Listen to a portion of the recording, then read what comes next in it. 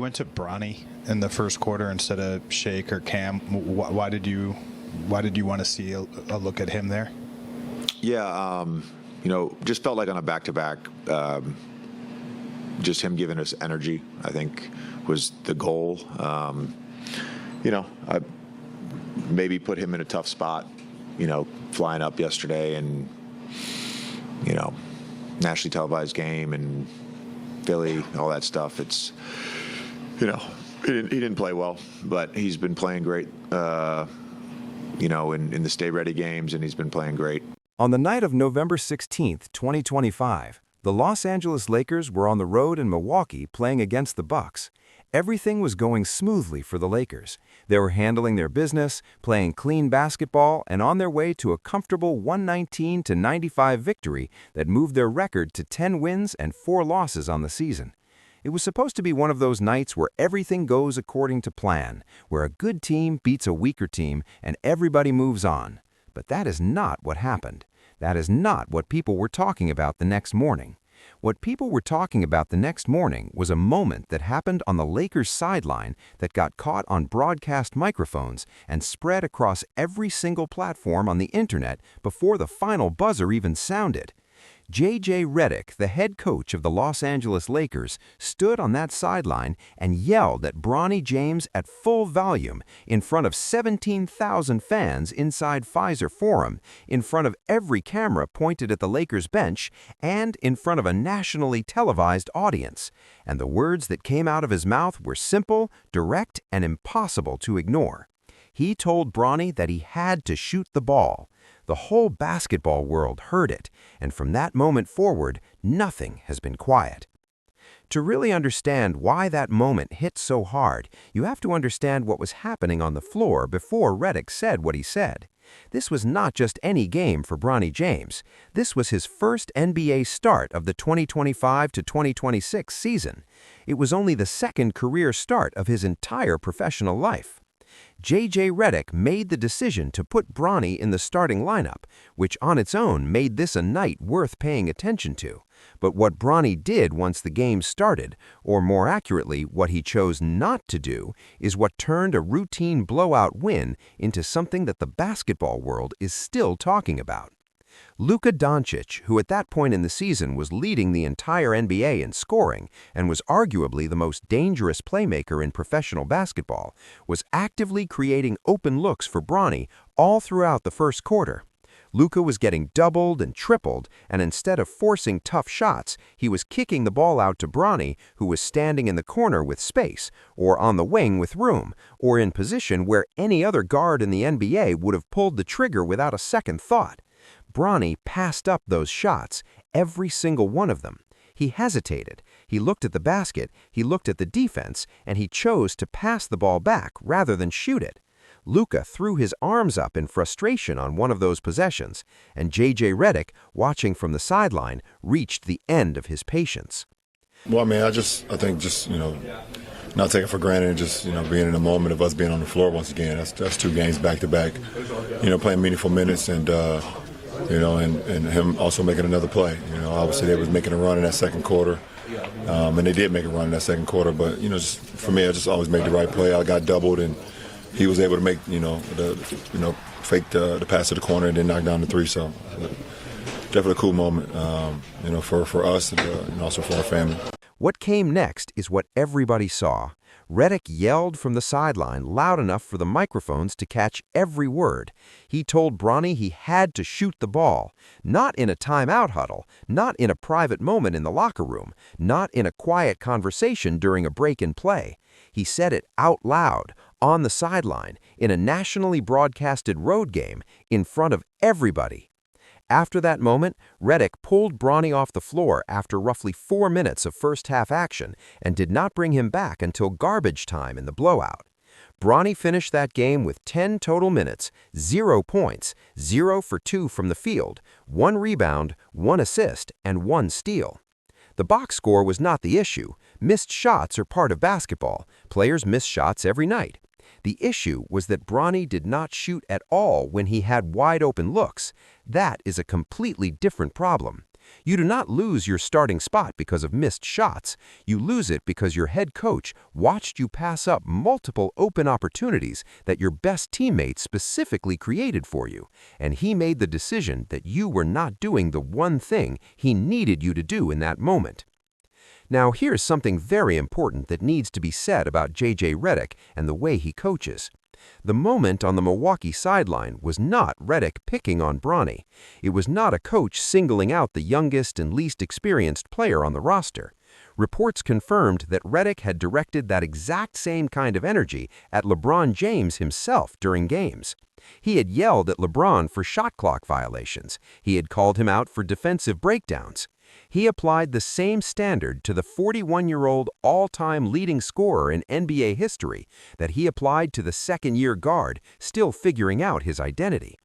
That is what a real coaching standard looks like. Nobody gets a pass. The franchise player does not get a pass. The veteran does not get a pass. The young player with a famous last name does not get a pass. Everybody gets held to the same line. A big improvement for last year. I saw him in training camp. He was doing some stuff that I was really impressed with. Today he did a great job today. Big game for him. That pull-up two, was a big bucket. It was probably one of the most important shots of the game. They're coming back. He hits that one. So I think he did really great in those minutes. That is actually one of the most respectful things a coach can do for a player, because it tells that player that he's being treated like a real professional and not like someone who needs to be handled carefully because of who his father is. The fan reaction to what Redick did was almost entirely positive. Across social media, across comment sections, across basketball forums, people were not criticizing JJ Redick. They were supporting him. The common reaction from fans was that Redick was absolutely right and that Bronny had to shoot the ball if he wanted to be taken seriously as an NBA player. Media coverage from major outlets framed it the same way. This was described as a necessary coaching moment. It was justified by what had happened on the floor. Yes, the language was direct. Yes, it was said in public, but the purpose behind it was entirely reasonable. This was a coach refusing to let a player give up on himself. And anyone who has been around real basketball at any level understands that coaches who care about their players are not always gentle.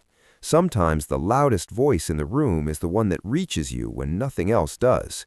And Bronny James, to his full credit, handled the aftermath the right way. When he spoke publicly about it a few days later, there was no drama in his response. There was no social media post pushing back. There was no frustration aimed at his coach.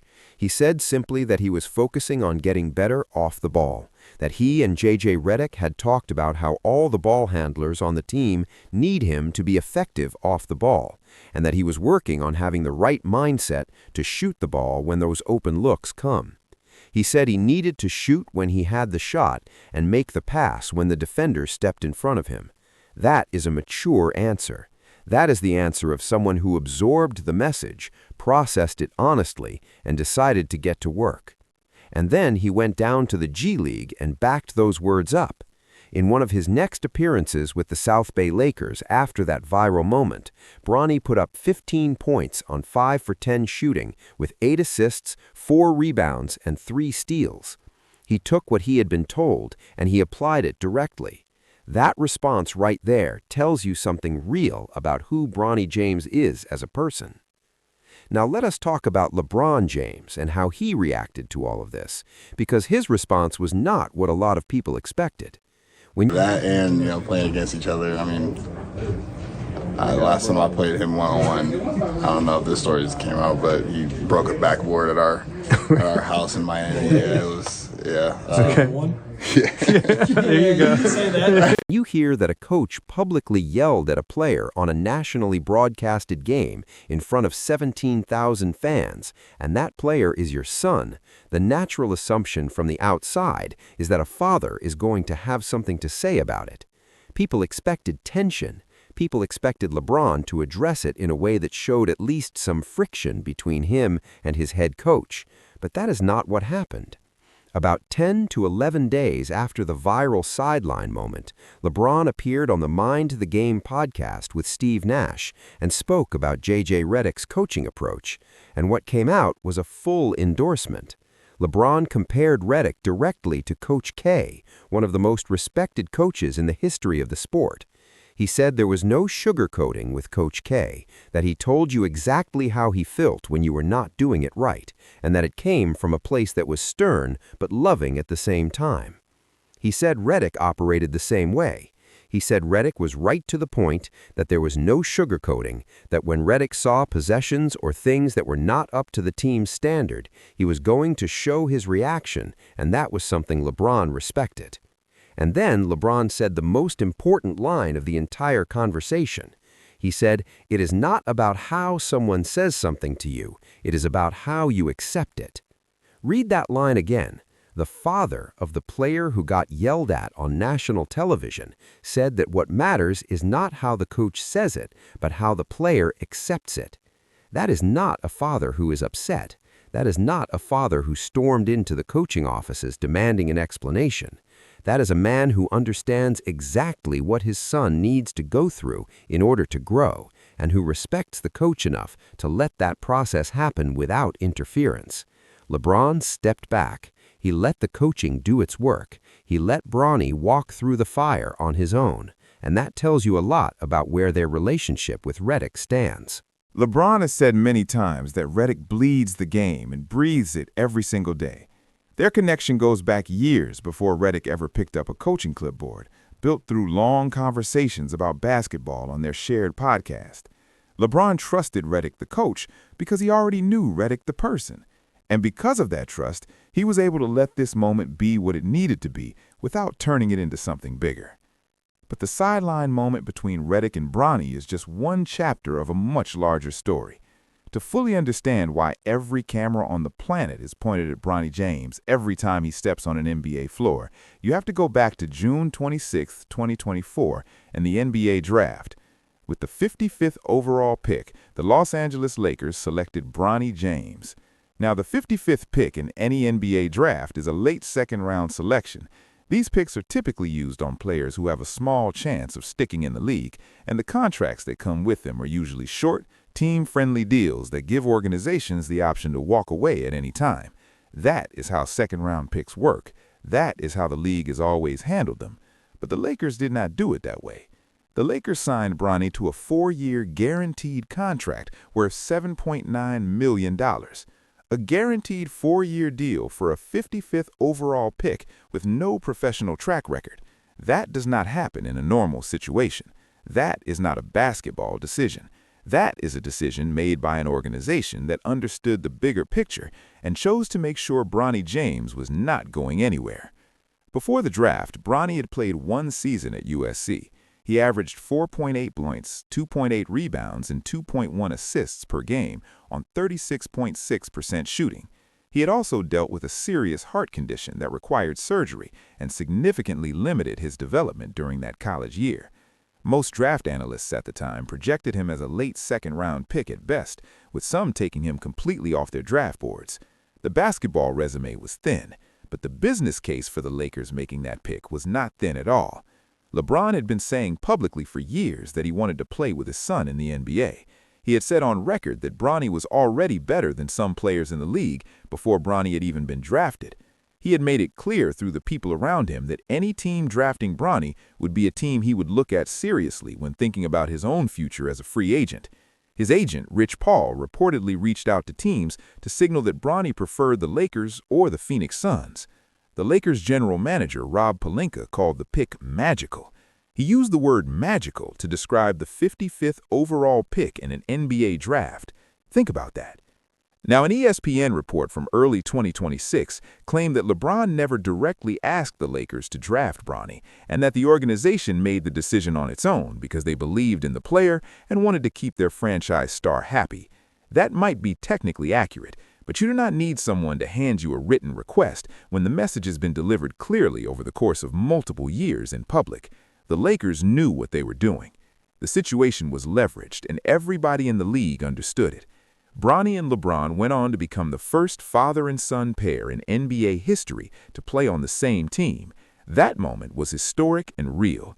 But the controversy that surrounds Bronny's roster spot has not gone away, and it has not gone away because every night Bronny sits in street clothes on the bench is another reminder to people that he would not be on an NBA roster under normal circumstances. His critics do not need new material. The situation creates the argument for them automatically. And that brings us to Stephen A. Smith. If there is one name that is permanently connected to the loudest and most explosive chapter of this entire story, it is Stephen A. Smith. Throughout 2024 and into 2025, Smith had been consistent and very public in his argument that Bronny was in the NBA because of his father's name and not because of his own basketball merit. He said on national television that Bronny James did not belong in the NBA, not yet. He was careful to say he believed in Bronny's long-term potential. He said directly that he thought Bronny could develop into a real player. But his argument about the present moment, about whether Bronny had earned his spot at that specific point in time, was clear. He was not buying it.